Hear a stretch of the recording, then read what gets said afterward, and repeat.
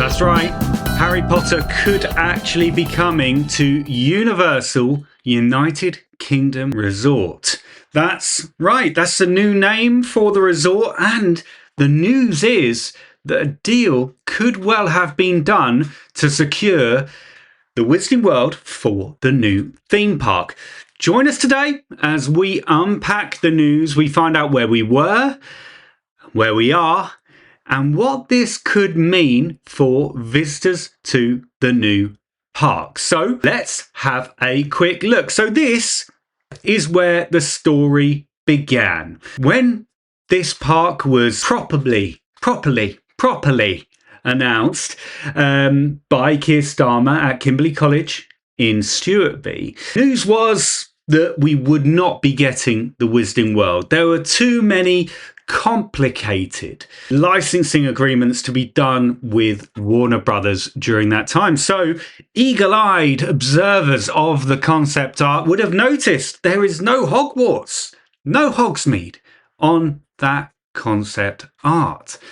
And the news outlets were very keen to jump on this. What is a Universal Park without the Wizarding World? Well, just go back to before kind of 2010, really. Still pretty cool, pretty amazing. But that was obviously a source of great disappointment for a lot of people. So it was reported everywhere that there would be no Harry Potter. Look, here, Birmingham Live, new Universal theme park to exclude one major UK brand in puzzling decision. It's not that puzzling. It's quite straightforward. Universal do not own global rights to Harry Potter and the Wizarding World for attractions, particularly considering that just down the road we have the Making of Harry Potter Warner Brothers Studio Tour. Have you been? Let me know in the comments if you've been, what you think of it. If you think it's even comparable to the theme park experience that you get at Universal attractions. You see, I have an opinion, which is that it's actually not the same thing at all. One of them, the Universal product, is very much a theme park attraction, very immersive. It's all about entering that world. Whereas the Making of Harry Potter is less kind of entering that world, and it's more about how those movies were made, which is equally fascinating, equally as engaging, but a completely separate thing. So if you have been, you'll know exactly what this tour is all about. But if you haven't, I'll give you a very quick summary. You get to see the sets. So here we go. Look, you can see the Great Hall. You can go to the Forbidden Forest. You can see platform 9 3/4, Diagon Alley, Gringotts, Professor Sprout's greenhouse, Dumbledore's office, the Hogwarts Bridge. And look, we can see here some props as well. Unbelievable. I mean, the memory cabinet is unbelievable. It's incredible. You've got these tiny little vials. But all of this stuff. There are some animatronics there as well, which are great. You've got Buckbeak. You've got the models for the goblin heads. You've got Aragog. Obviously, all the costumes as well. So these are the costumes which were actually used during the filming of those movies. Absolutely incredible. Absolutely fascinating stuff. And honestly, an amazing attraction, and one that I'd recommend anyone, if you're a Harry Potter fan or not, if you enjoy or are fascinated by how the movies are made, this is such a cool attraction and you'll get something out of it. Now, a lot of people have said that Harry Potter and the Wizarding World won't be coming because of that studio tour. It's too close. It would cannibalize the visitors from the Warner Brothers attraction. In other words, it would take visitors from the Warner Brothers attraction and divert them to the Universal one. I've always been very skeptical of that perspective. I don't think it to be true. I think people travel from around the world to visit the Leavesden studio tour. And if you're traveling all the way around the world, do you pick and choose just to do one thing? Or if you can get your Wizarding World fix in two places, I'm sure you'd be doing that. So in terms of proximity, if you're not local to either of these areas, this is what the journey looks like at the moment. So if you're going by road currently, so this is without any of the road improvements and all the rest of it. This is just using the roads, not public transport. We will look at that. You're looking at a journey time of just a shade over 45 minutes, 48 minutes.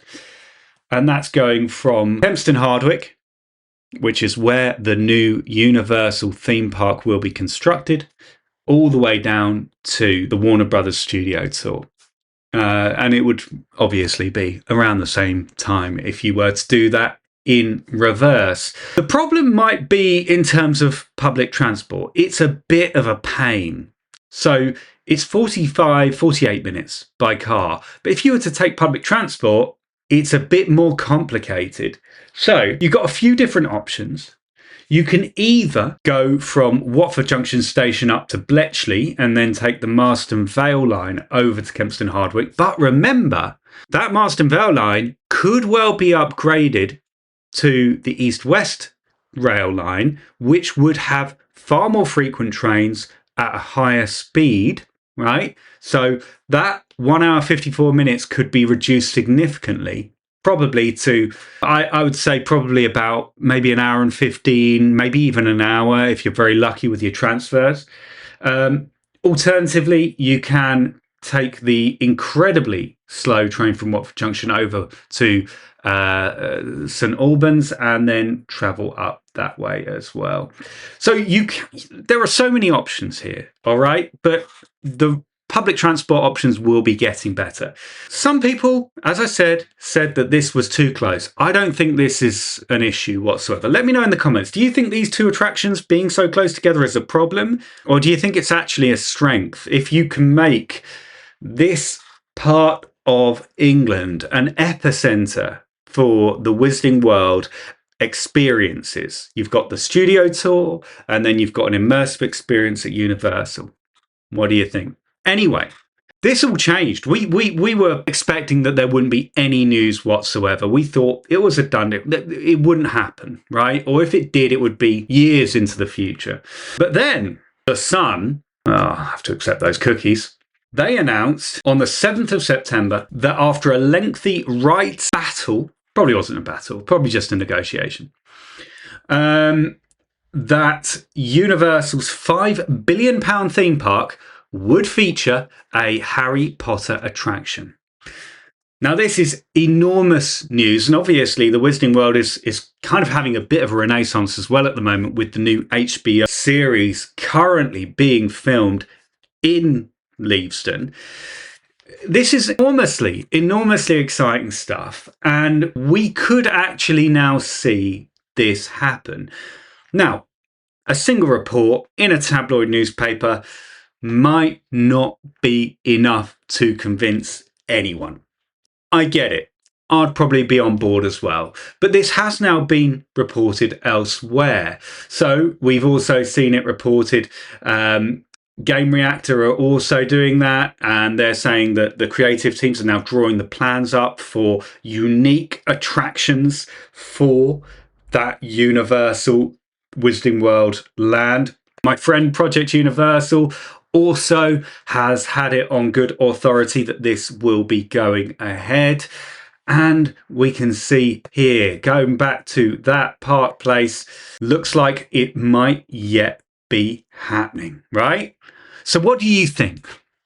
I think we've gone from a very small percentage chance of seeing the Wizarding World at Universal Studios in Bedford to now probably a fairly significant one. Does that excite you, or did you have all your eggs in the basket for that Lord of the Rings land and attractions? If you did, then let me know. Do you think we're still going to get that, or are the two franchises, the two IPs, a little too similar for them both to feature? Let me know in the comments. Thank you so much for tuning in. We do lots of construction updates here. We do deep dives on the planning documents. We have Thursday night lives, University Bedford Live, 7 p.m. every Thursday night. And of course, it's coming to the channel very, very soon. We have our biggest video yet, The Road to Bedford. 110 years of universal history condensed into a 30-minute documentary for you. It's top class. I can't wait for you to see it. Thanks for being here, and you take care. See you soon.